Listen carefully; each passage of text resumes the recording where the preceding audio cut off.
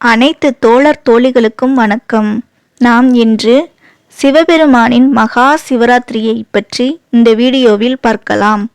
சிவராத்திரி என்றால் சிவனுக்கு மிகவும் மங்களகரமான இரவு என்று பொருள். மகா சிவராத்திரி மாசி மாதம் தேய்பிறை சதுர்த்தசி இரவில் கொண்டாடப்படுகிறது.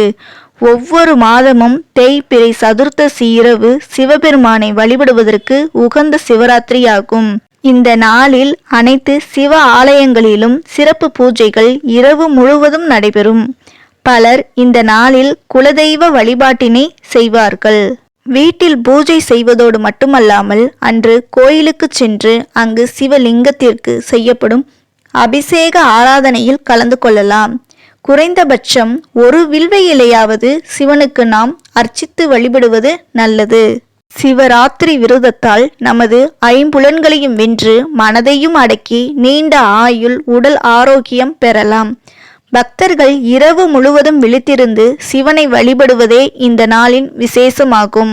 சிவராத்திரி அன்று சிவனுக்கு பிடித்த மந்திரமான ஓம் நம சிவாய மந்திரம் சொல்லி முக்கண் முதல்வனை வணங்கினால் நாம் நினைத்ததை பெறலாம் என்பது ஐதீகம். சிவம் என்றால் மங்களம் என்று பொருள். சர்வ மங்களங்களையும் அருளும் அற்புதமான திருநாள் சிவராத்திரி என்று கூறுவார்கள். சிவராத்திரி என்று நாம் சிவ வழிபாட்டினை செய்வதால் வாழ்வில் துன்பங்கள் நீங்கி இன்பங்கள் சகல செல்வங்களும் மகிழ்ச்சியும் வந்தடையும்.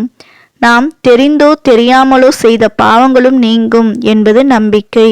சிவராத்திரியானது நித்திய சிவராத்திரி, மாத சிவராத்திரி, பட்ச சிவராத்திரி, யோக சிவராத்திரி, மகா சிவராத்திரி என சிவனுக்கு சிவராத்திரி விரதம் இருப்பர். சிவராத்திரியானது இருளையும் அறியாமையையும் வெல்வது என்று சிவபெருமான் நமக்கு உணர்த்துகிறார். சிவ வழிபாட்டுடன் நாள் முழுவதும் உண்ணாவிரதம் இருக்கிறார்கள்.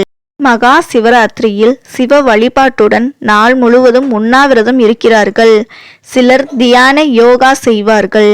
சிவன் கோயில்களில் சிவனின் புனிதமான பஞ்சாட்சர மந்திரமான ஓம் நமச்சிவாய நாள் முழுவதும் உச்சரிக்கப்படுகிறது. மகா சிவராத்திரி தினத்தில் காலை, மதியம், இரவு என 3 வேளையும் உண்ணாமல் இருந்து இரவில் கண்விழித்து 4 ஜாம பூஜைகள் செய்து சிவபெருமானை வழிபடுகிறார்கள். உடல் நல பிரச்சனைகள் இருப்பவர்கள் அவல், பழச்சாறு, பழங்களை சாப்பிட்டு விரதம் இருக்கலாம். தண்ணீர் அருந்தலாம். மற்ற சிவராத்திரிகளில் பெறும் எல்லா பேற்றையும் இது ஒரு சேர வழங்குவதால் இது மகா சிவராத்திரி என அழைக்கப்படுகிறது. சிவராத்திரியில் அன்று இரவு 4 சாமங்களாக பிரிக்கப்பட்டு சிவலிங்கத்திற்கு விசேஷமாக அபிஷேகங்கள் செய்யப்படுகின்றன. முதல் கால பூஜை மாலை 6:30 மணி முதல் 9:30 மணி வரை செய்யப்படுகிறது. முதல் கால பூஜை படைக்கும் தேவன் பிரம்மா சிவபெருமானுக்கு செய்யும் பூஜையாகும். இந்த கால பூஜையில் பஞ்ச கவ்யத்தால் அபிஷேகம் செய்து, அதாவது பசும்பால், பசுந்தயிர், பசு நெய், கோமியம், கோசானம், மஞ்சள் நிற பொன்னாடை அணிவித்தும் தாமரை பூவால் அர்ச்சனையும் அலங்காரமும் செய்து வழிபடுவது சிறப்பு. இந்த காலத்தில் விரதம் இருந்து பூஜிப்பதால் நம் பிறவி கர்மாக்களிலிருந்து விடுபட்டு நற்பலன்களை அடையலாம். இரண்டாம் கால பூஜை இரவு 9:30 மணி முதல் 12:30 மணி வரை செய்யப்படுகிறது. காக்கும் தேவன் விஷ்ணு சிவபெருமானுக்கு செய்யும் பூஜையே இரண்டாம் கால பூஜையாகும். சிவபெருமான் அபிஷேக பிரியர் என்றாலும் விஷ்ணு வழிபட்ட காலம் என்பதால் சிவபெருமானுக்கு அழகான வஸ்திரங்கள், அழகிய மலர்கள் கொண்டு அலங்கரிப்பது சிறப்பாகும். இளநீர், பஞ்சாமிர்தம் போன்றவற்றால் அபிஷேகம் செய்து இனிப்பான சர்க்கரை பொங்கல், பாயாசம் போன்று நைவேத்தியம் செய்யலாம். இரண்டாம் காலம் பூஜை செய்வதால் மகாவிஷ்ணுவின் அருளும் மகாலட்சுமியின் அருளும் கிட்டும். வீட்டில் லட்சுமி கடாட்சம் நிறைந்திருக்கும். மூன்றாம் கால பூஜை நள்ளிரவு 12:30 மணி முதல் 3:30 மணி வரை செய்யப்படுகிறது. மூன்றாம் கால பூஜை சிவனின் சரிபாதியாக விளங்கும் அன்னை பராசக்தி சிவபெருமானை பூஜை செய்து வழிபட்ட காலமாகும். சிவராத்திரி அன்று முழு இரவும் கண் விழிக்க முடியவில்லை என நினைப்பவர்கள் கூட மூன்றாம் கால பூஜையின் போது சிவனை கண்விழித்து வழிபட்டு சிவ சிந்தனையில் இருந்தால் முழு இரவும் சிவனை வழிபட்ட பலன் கிடைக்கும். சிவராத்திரியின் மூன்றாம் கால பூஜைக்கு லிங்கோத்பவர் காலம் என்று பெயர். அம்பாள் பூஜை செய்த இந்த காலத்தில்தான் லிங்கோத்பவராக சிவன் தோன்றினார் என சொல்லப்படுகிறது. இந்த காலத்தில் மட்டுமே சிவ பூஜைக்கு தாழம்பூ பயன்படுத்தப்படும்.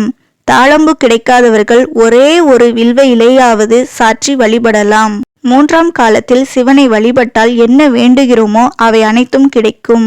தெய்வீக கருணை ரூபிணியாக பராசக்தி வழிபட்ட காலம் என்பதால் அம்பாளும் சுவாமியும் மனம் குளிர்ந்து என்ன வரம் கேட்டாலும் கொடுக்கக்கூடிய காலமாகும். நான்காம் கால பூஜை 3:30 மணி முதல் 6 மணி வரை செய்யப்படுகிறது.